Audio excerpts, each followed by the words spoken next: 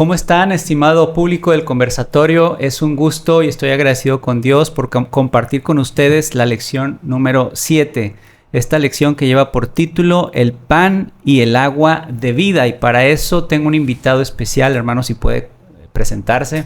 Sí, un gusto, Antonio Padilla, caballero, para servirles. Un placer estar aquí en este repaso. Sí.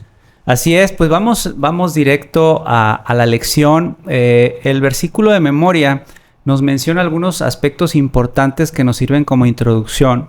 Dice el Señor a Moisés: ¿hasta cuándo se negarán a guardar mis mandamientos y mis leyes? Parece ser que tenemos una fotografía de un pueblo de Dios que estaba obstinado, que se estaba pareciendo cada vez más a Faraón, ¿verdad? Batallando con un corazón obstinado. Pero Dios quería llevarlo a través del desierto, quería encaminarlo y ponerle en su mente la tierra prometida. Les estaba llamando constantemente a la obediencia, a la disciplina, al dominio propio, pero parece ser que esta es una empresa muy difícil para Moisés, porque lo que vamos a estudiar ahora, tenemos que es una historia muy difícil de entender por qué, ¿verdad? La obediencia, por qué fue tan difícil. Hermano, ¿alguna idea inicial para introducir la lección? Bien, ¿cómo tenemos un Dios que es incluyente, verdad? Y vamos a ver ahí que el mayor de los problemas fue la multitud mixta, ¿sí? No tanto así los hebreos. Yo quiero pensar que como en todos los tiempos ha habido gente fiel, debe haber habido muchos hebreos fieles a Dios. Uno de ellos, me imagino, Josué. Yo no me imagino a Josué ahí murmurando ni haciendo problema. Y como Josué, pues debe haber habido más. Sin embargo, la multitud mixta, que fueron todos aquellos extranjeros egipcios que salieron de Egipto por temor a las plagas, a la destrucción total, esos son los que vinieron a crear problema, porque su influencia era la que afectaba en gran forma al pueblo hebreo, ¿sí?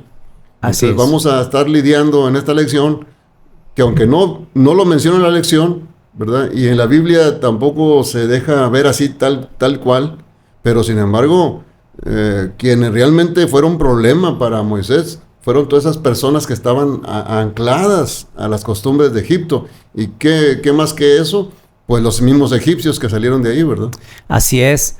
Y pues bueno, comenzando con la narrativa, yo quiero que imaginemos, estimados seguidores, ¿verdad? Yo quiero que nos imaginemos en el desierto con la esperanza de que vamos a llegar a un lugar donde vamos a tomar agua, y que al momento de llegar a ese lugar, después de andar 3 días en el desierto sin agua, al momento de llegar resulta que las aguas son amargas.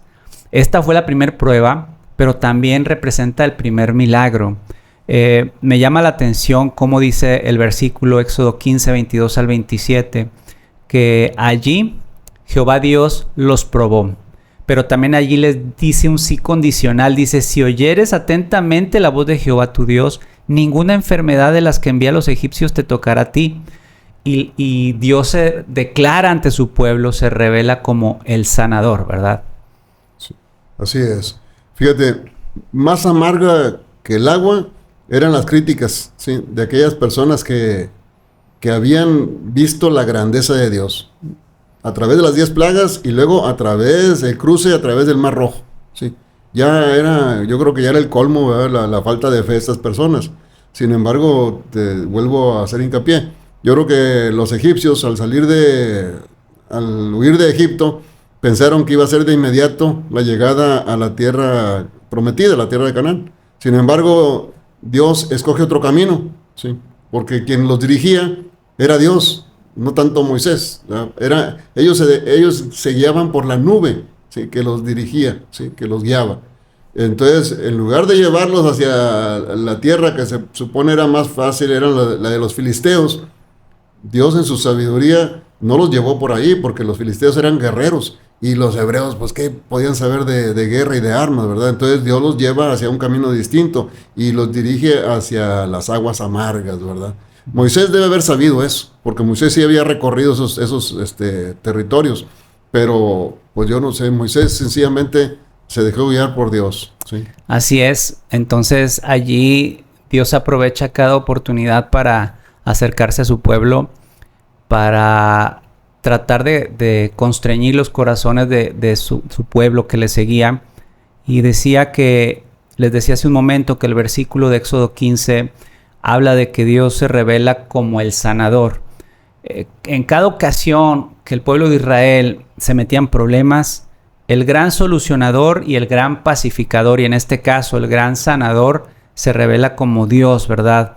Pero también esta es una historia en donde un patrón se repetía, y este patrón era que en todo momento los israelitas se olvidaban de lo que Dios había hecho con ellos, y también las cosas momentáneas que tenían frente a ellos les hacían nublar su vista hacia el objetivo principal, que era la Canaán.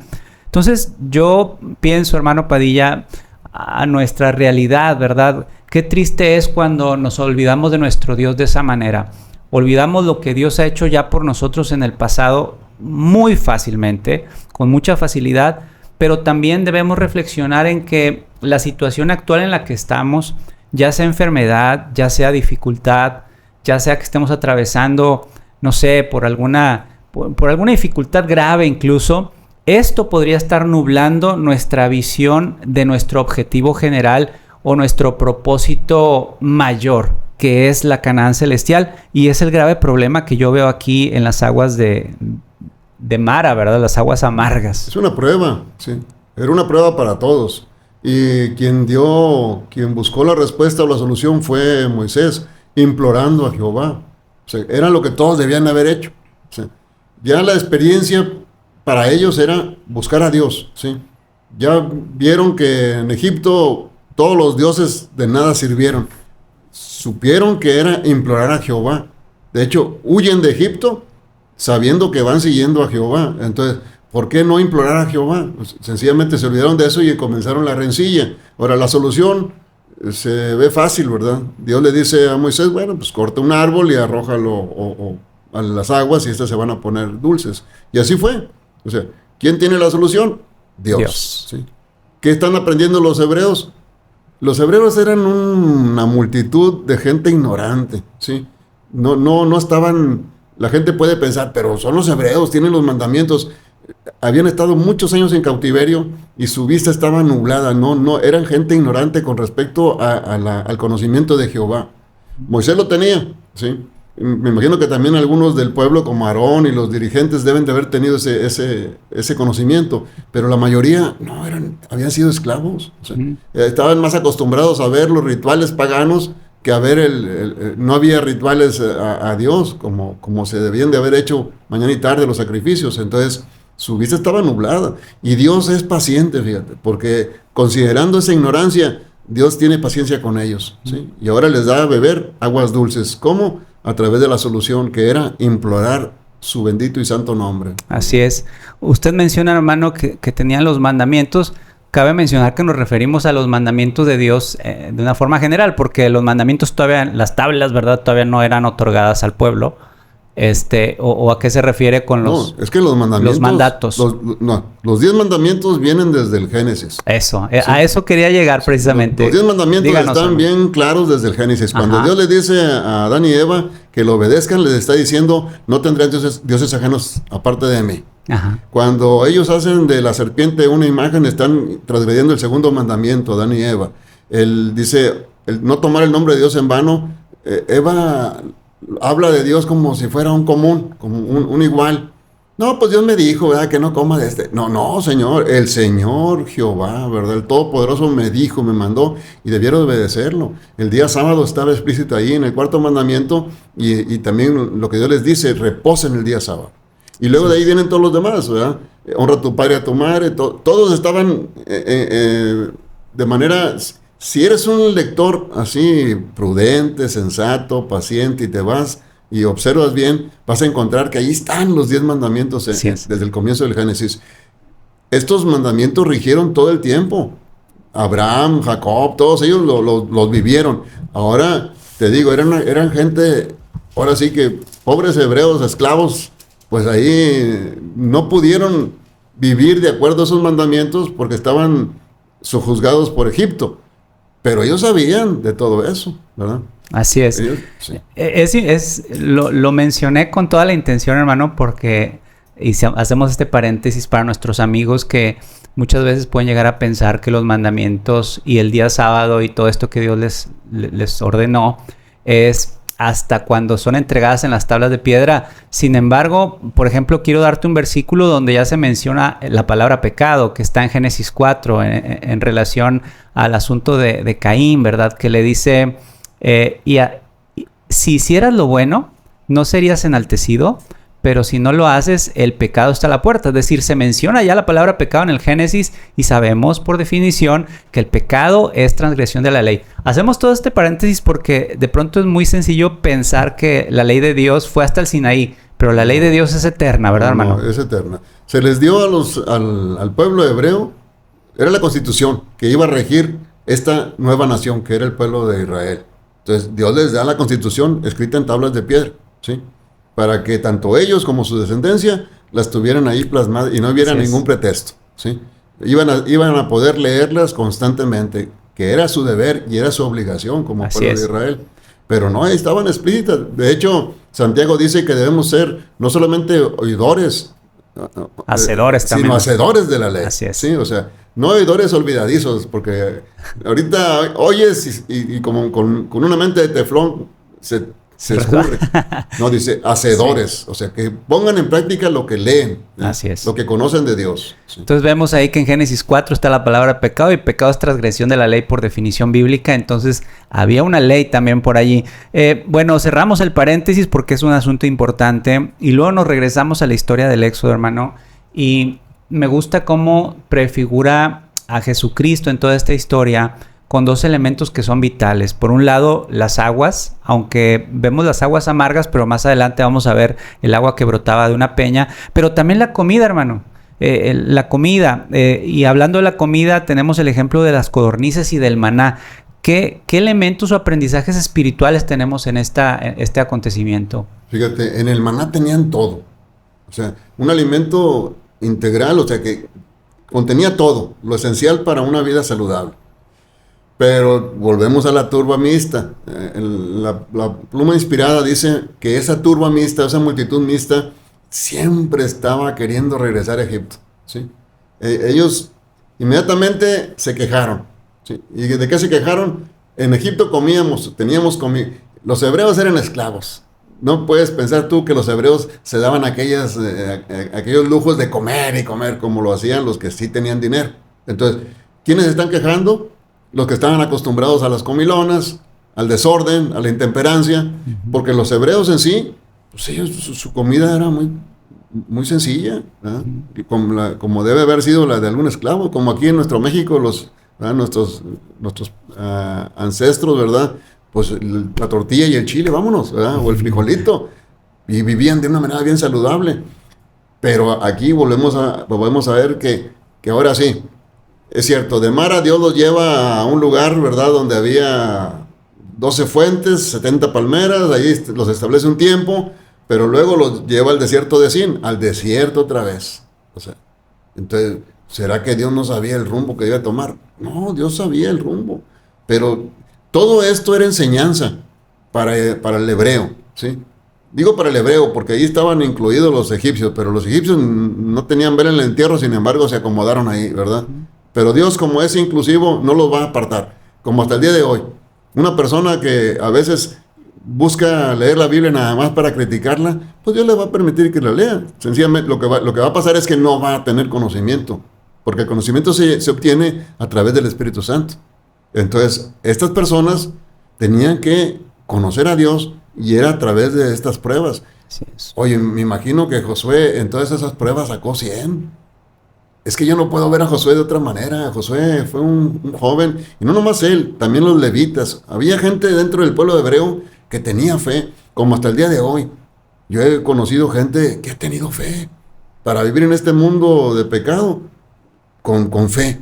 Como dijo el Señor nuestro Dios, Señor Padre, no te pido que los quites del mundo, ¿verdad? Nada más que los apartes del mal. Exacto. Entonces, ¿podemos pensar que todos fueron necios? No debe ser así. Yo creo que tuvo que haber habido gente muy consagrada a Dios, que a pesar de las dificultades o ignorancia o problemas, se mantuvieron de parte de Moisés en los momentos más álgidos de la historia. Pero sí había gente muy necia. Sí, claro que la lección o la historia nos narra una serie de eventualidades en donde, y yo lo veía con algunos amigos, ayer platicábamos, ¿verdad? Que muchas veces nos extraña el comportamiento de los israelitas, sin embargo, ¿cuántas veces nos reflejamos nosotros en eso? Porque nosotros también en ocasiones somos obstinados al momento de obrar y hay cosas que se nos olvidan, ¿verdad? De cómo Dios nos ha bendecido. Yo quiero tocar el tema del maná, hermano, porque encuentro varias realidades espirituales. Me hace pensar en algunas cosas. La primera de esas es que pensar en el milagro del maná, es decir, de qué manera se formaba en la atmósfera, en el tercer cielo o en el aire, o a qué altura, o cómo se configuraba de tal forma que estas especies de semillas de culantro caían y se daba este gran milagro. Pero también llama mi atención que no era solamente este milagro, sino era un cúmulo de milagros, porque una era la formación del maná, otra era el hecho de que el viernes caía doble porción, otro milagro era que casualmente, y no es casualidad porque Dios así lo designó, los días sábados no caía, ¿verdad? No caía. Y también si se guardaba el maná que se recogía entre semana en las noches y se guardaba doble porción, para el día siguiente dejaba de servir, estaba inservible. Lo que me lleva a pensar también en un mensaje espiritual y es lo que significaba el maná. De la misma manera que el maná caía en el desierto y cayó durante todo el camino de Israel a través del desierto hasta el último día antes de entrar a la Canaán, me lleva a pensar también en el pan de vida que descendió del cielo para dar vida a los hombres, que es Jesucristo. A Jesucristo y su palabra, que es la palabra encarnada, lo ocupamos en este transitar por el desierto, ¿verdad? Lo que nos acompaña, el elemento seguro, fuerte, ¿verdad? Poderoso, que contiene grande potencia, es la palabra de Dios que nos ayuda a atravesar por el desierto. Entonces, Cristo se prefiguraba en el maná también. Cristo se prefiguró de tal forma que cuando quiso enseñar grandes verdades como la del sábado, les dijo: para el día siguiente, en el viernes, no vas a tener que recoger. Tienes que recoger doble el viernes porque el sábado es de reposo.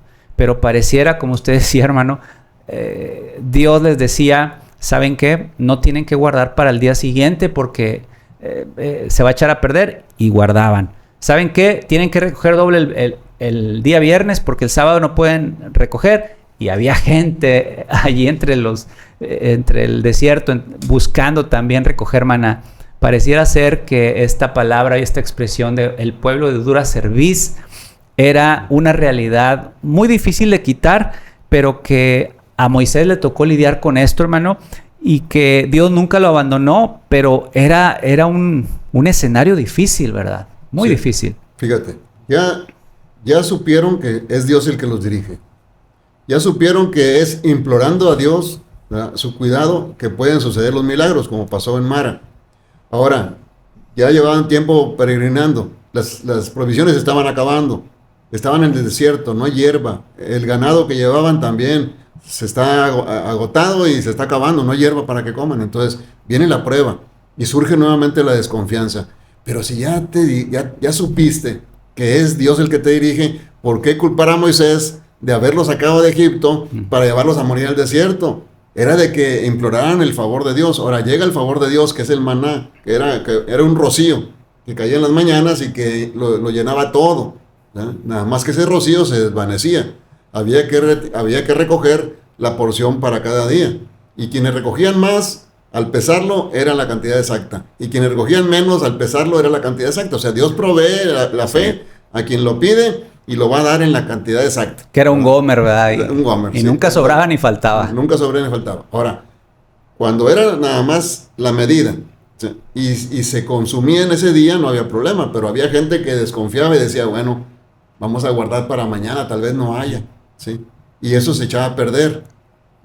Esa desconfianza, oye, Era una necedad constante de estas personas, porque empezaron a quejarse. En Egipto teníamos vianda para comer.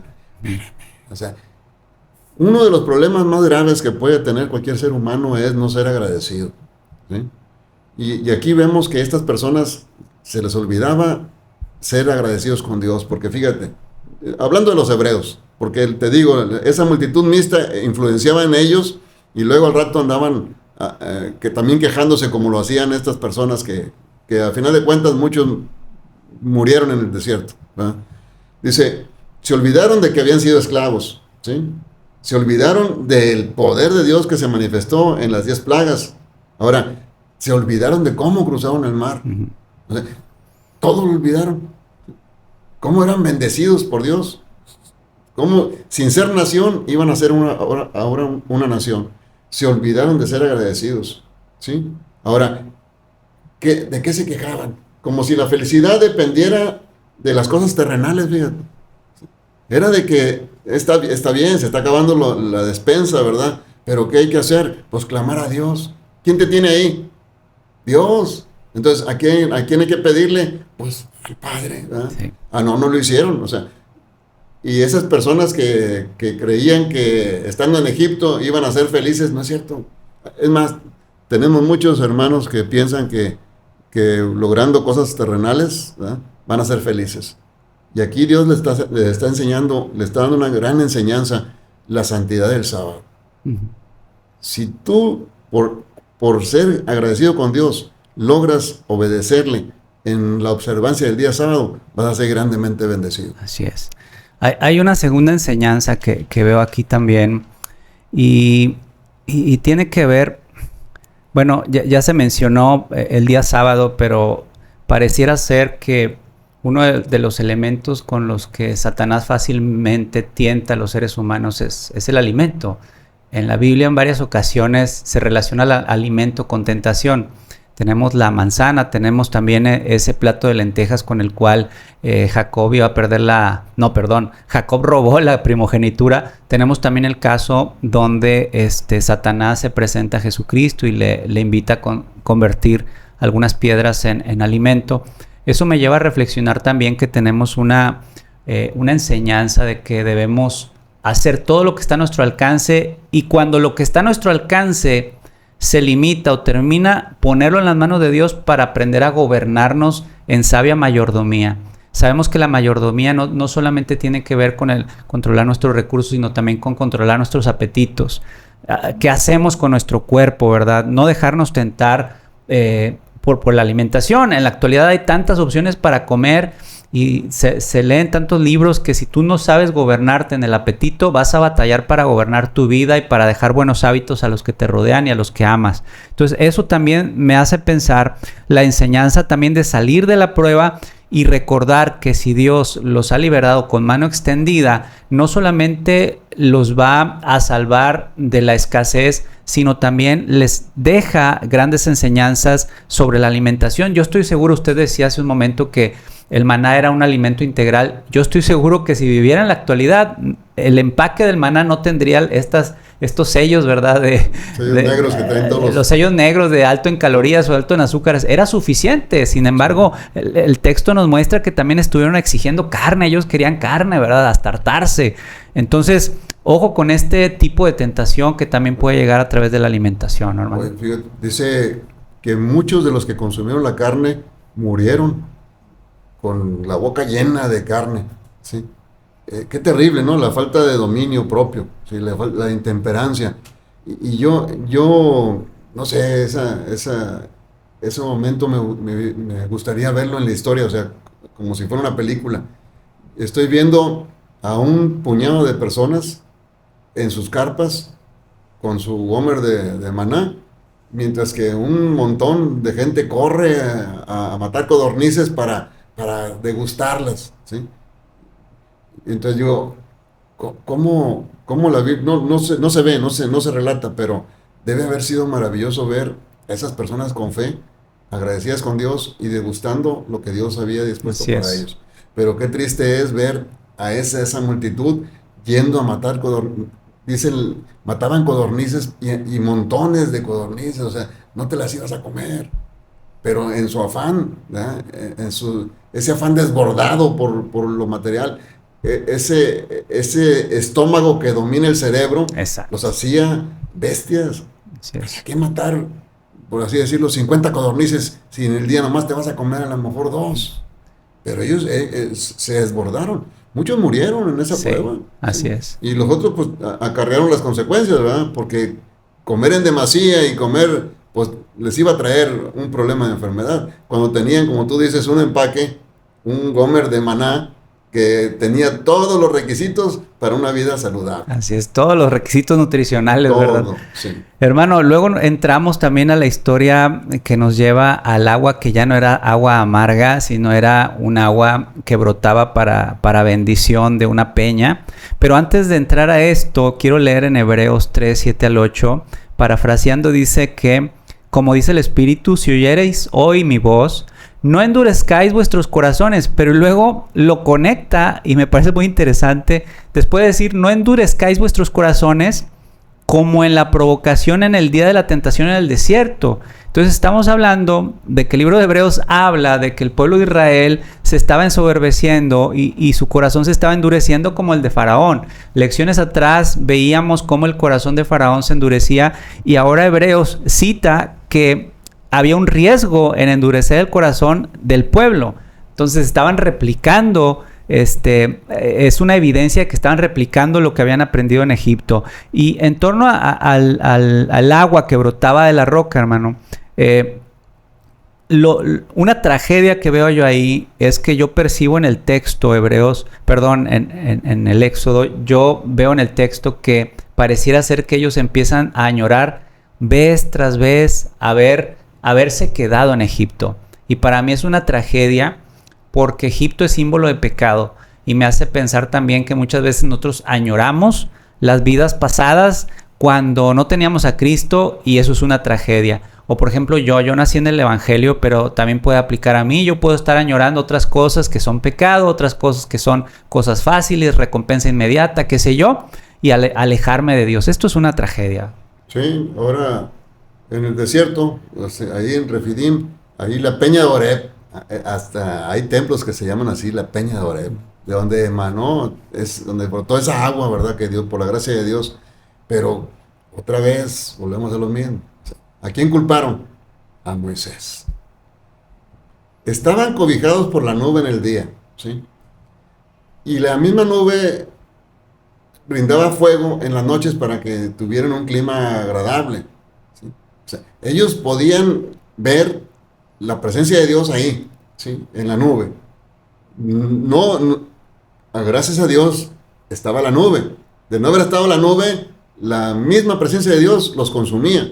Entonces Dios en su amor y providencia manifestaba la nube para cubrir su esencia, su presencia. Veló su gloria en la nube. Veló su gloria en la nube.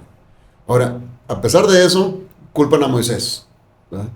O sea, nos hubieras dejado, pues, te hubieras quedado. O sea, es que la opción la tenían ellos, como en la actualidad. Tenemos la opción de seguir a Jesús o no seguirlo. Jesús mismo dice, quien quiera venir a mí, niéguese a sí mismo, tome su cruz y sígame. O sea, la opción sigue estando para todos, ¿sí? ¿Quién es la roca? Es Cristo. Ahí no le dijo a Pedro, contestaste bien, ¿verdad? Contestaste bien, Pedro. Petro, o sea, roca, un canto rodado, dice, contestaste bien. Esta es la roca sobre la cual voy a fundar mi iglesia. ¿Quién es la roca? Cristo. ¿Sí?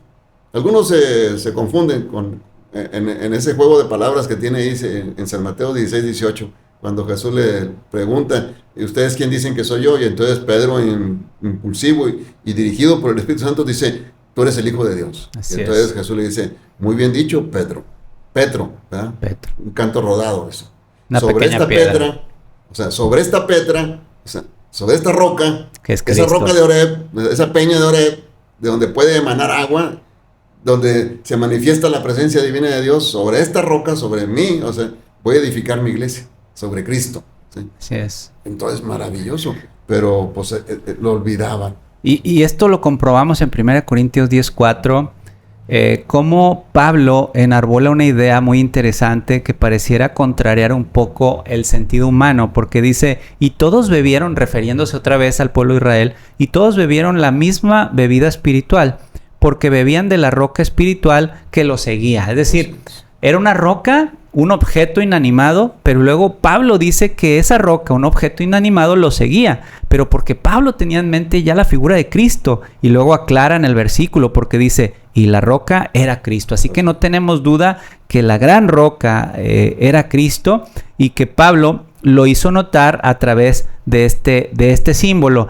Y tenemos entonces, hermano, que ahí en la peña de Oreb, en esta nube en donde se velaba la presencia de Cristo, de la misma manera que en la zarza, ¿verdad? En la zarza Cristo también vela su gloria para que Moisés no le pasara nada por su amor y su misericordia. Acá vela también su gloria para que el pueblo de Israel no pereciera. Y está allí, y quien está prefigurado también, y que da la Biblia a entender que allí estaba Jesucristo, no necesariamente prefigurado. Yo así lo entiendo, que estaba Cristo allí, solamente que su gloria estaba velada, ¿no?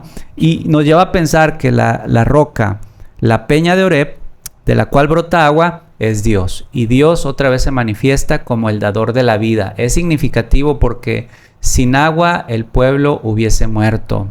Y Cristo se presenta como la única opción que puede dar vida. Pues de hecho, dice, todo esto que sucedió se escribió para enseñanza, para que a través de las Escrituras tengamos paciencia, consolación, fortaleza, para que a través de las Escrituras conozcamos a Dios. Porque sin fe es imposible agradar a Dios, entonces tenemos que leer la Biblia. Pero Dios puede permanecer velado para nosotros. Cuando leemos la Biblia nada más para que me dé sueño, ¿verdad? O cuando sencillamente busco en ella cómo contrariar o debatir, ¿ya? Sin ningún sentido. No, cuando tú lees la Biblia para encontrarte con Dios, ahí vas a encontrarlo. Como le pasó a la samaritana, ¿sí? Ella iba al pozo de agua sin imaginar lo que le iba a suceder. Y Jesús le dijo, mira, si tú quieres puedes tener un agua que en ti brote para eternamente, para vida eterna. Y dijo la mujer, yo sí quiero esa agua. No tendrás sed jamás, le dijo, sí, le aseguró. No, dijo yo sí quiero esa agua. Pues claro, o sea, surgió en ella la necesidad. Y ahora cuando ve que está hablando con ese personaje que todos esperaban, pues corre a decirle a la gente en Samaria, vengan, encontré a alguien que me conoce mi vida. Sí. Debe ser un profeta. Sí, es que de la misma manera como la samaritana encuentra a Jesucristo, y de la misma manera que está decidida a testificar de lo que había encontrado, esa gran joya, ¿verdad? Sí. La esperanza de vida eterna, y va y testifica. De esta misma manera, regresando a la historia, hermano, tenemos a un personaje que se llama Yetro, que es el suegro de Moisés, y como también Moisés en cierta manera le testifica lo que había ocurrido, ¿verdad? Yetro estaba interesado en escuchar la historia, y Moisés estaba interesado en compartirle las grandes maravillas que Dios había hecho con ellos. Fíjate, Yetro es pariente de Moisés, o sea, es también uno de los hijos de Abraham, nada más que de la segunda esposa. Sí, de la dinastía de Madián. Sí, él es de Madián. Entonces me imagino que su estancia en Madián para Moisés fue de mucho provecho, porque lo que había conocido del pueblo hebreo a través de su madre, más lo que ahora conocía a través de Madián, de Yetro, pues oye, vino a hacer para él retroalimentación, de manera que él pudo escribir en ese tiempo que estuvo 40 años en el desierto, pudo escribir el libro de Génesis, ¿verdad? El libro de Job. Ajá. O sea, él estaba documentado, porque conocía a través de su suegro todas esas experiencias. Entonces, Jetro es un sacerdote de Madián, pero no vayan a pensar ustedes que es un sacerdote de una tribu. No, es un hijo de Abraham, ¿sí? Y también obedece los mandamientos de Dios, pero no es la tribu especial de parte de Dios, no es hijo de Jacob. O sea, los israelitas son la nación especial de Dios, pero sin embargo hay gente fuera del pueblo de Dios, ¿verdad? Que también desea y algún día va a ser parte de esos redimidos. Así es. Porque, sí. Y Dios decide utilizarlo, porque sí. ¿Cuánta sabiduría hubo en el consejo de Yetro hacia Moisés? Llega Yetro y se da cuenta que había algo que era insostenible. veía al pobre hombre, ¿verdad? Moisés atendiendo y ejerciendo justicia sobre todo el pueblo, cientos y cientos de personas, y le dice, pues, ¿qué estás haciendo, hombre? Pues lo que tienes que hacer es dividirte en millares, en centenas, en cincuentenas, en décimas, en centenas, pero hazlo ya, porque si no te vas a volver loco. Yo creo que le ha de haber dicho. Pero también le da ciertas características de las personas que podrían apoyarle. Es decir, quien iban a apoyar a Moisés eran ancianos del pueblo que tenían ciertas particularidades. Es decir, no cualquier persona podría tener la calidad moral para intervenir en los juicios, ¿verdad? Así es. Sí, ahora, pues es que quien no está en el problema, a lo mejor tiene un panorama más amplio para ver cuál es la solución. Entonces llega Yetro y encuentra las filononas y Aarón, yo creo que cruzado de brazos, Moisés, ahí viene otro problema. En lugar de, póngase las pilas. O sea, en nuestros tiempos así es, o sea, el que está en la iglesia tiene que tener las pilas bien puestas para estar buscando hacer algo para la honra y gloria de Dios. Que no viene el que va a predicar, pues yo tengo un tema preparado, que no hay, aquí están las llaves, o no sé, algo. No puedes estar cruzado de brazos. Entonces llega Yetro y dice, espérame, Moisés, dale responsabilidades. Ahí tienes a todos los dirigentes, a todos los ancianos, están ahí cruzados de brazos. El que no te da guerra, a lo mejor es Josué, pero pues tampoco te ayuda en nada. Entonces le dice, no, y entonces la sabiduría de Yetro pues emana de su relación con el Espíritu Santo, ¿verdad? Y entonces Moisés acepta eso, pero cuidado, no vayas a poner a cualquiera. Exacto. Dice ahí que hombres que respeten profundamente el nombre de Dios, ¿sí? Con dignidad. Ahora, Ajá. dignos de confianza. Y dice, y que odien las ganancias deshonestas. Oye, fabuloso, ¿no? Así deben ser todos los líderes, pastores, dirigentes, es más, políticos, imagínate. Sí. No, diputados, pues sería otro México, otro país. Otro mundo. Tenemos acá también otro dato interesante, y es el hecho de que Moisés acepta el consejo. Entiende también dentro de la sabiduría que seguramente tenía Moisés, pero estaba agobiado, estaba cansado. Dentro de esa sabiduría que le quedaba, él entiende que el consejo que le está dando su suegro es un consejo preciso, es un consejo inspirado por Dios incluso, y acepta el consejo. ¿Cuántas veces podemos nosotros ser aconsejados por personas adultas o por personas que tal vez han vivido más, han tenido más experiencia que nosotros, y muchas veces por rencilla o por envidia o por lo que sea, nosotros no aceptamos el consejo? Aquí tenemos un claro ejemplo de lo que es delegar, de lo que es el liderazgo, de lo que es el trabajo en equipo, de la forma ordenada como Dios concibe también el servicio y sus ministerios. Dios es un Dios ordenado, un Dios de métodos, un Dios de estructuras, ¿verdad? Y aquí vemos una estructura jerárquica bien interesante. Hermano, para ir cerrando con esta lección, yo quisiera cerrar con algunos comentarios respecto al pan y el agua de vida, que es lo que abarca nuestra lección. Bien, pues ahí vemos, de nada sirve todo eso que comentaste si no hubiese sido Moisés humilde para aceptar el sabio consejo. Ahí muestra Moisés un liderazgo también de sencillo y humilde, ¿verdad? No está dejando a un lado las responsabilidades, sencillamente está adoptando un plan nuevo que le va a traer beneficio a la iglesia como beneficio a él, ¿sí? En su vida personal. Ahora, el pan y el agua de vida, no, hombre, dice, pues todo esto es enseñanza, ¿sí? Si podemos depender de Dios y en los momentos difíciles clamar a Él, estaremos recurriendo a ese pan de vida, ese pan vivo, ¿sí? Y estaremos buscando esa agua de vida, ¿sí? Que es Cristo. Va a haber siempre tentaciones y dificultades, pero si podemos enfocarnos, ¿sí? En la historia pasada del pueblo de Israel y ver cuál fue siempre la solución, podemos aplicarlo a nuestras vidas. Si es sustento, ahí está. Cristo es el pan de vida. Si es esa necesidad apremiante de vida, que es el agua, ahí está. Cristo es el agua de vida. Entonces, yo creo que la lección nos está llevando a considerarnos sumamente bendecidos, para vivir agradecidos. Así es. Y en la medida en que desarrollemos la gratitud, vamos a ser personas que dependan constantemente de la gracia de Dios. Así es. Y poquito o mucho que Dios nos da, vamos a decirle gracias a Dios. Así es es. más de lo que yo merezco. No echemos en saco roto lo que encontramos y las grandes enseñanzas de estas historias y esta narrativa, porque bien decía Pablo a los Corintios, 1 Corintios 10, del 11 a 12, que estas cosas fueron escritas para amonestarnos a nosotros, a quienes han alcanzado los fines de este siglo, es decir, trasciende a nuestra realidad y hacia nuestra actualidad. Las enseñanzas aplican totalmente a nuestra realidad. Por eso también termina el versículo, en el capítulo 10, versículo 12, y el que piense estar firme, que mire que no caiga. ¿Qué tengo que hacer? Mantenerme con mis ojos observando a la roca, a esa peña que de la cual brotan aguas y aguas de vida. Y no por nada le decía a la mujer samaritana, cualquiera que bebiere de esta agua, nunca jamás volverá a tener sed.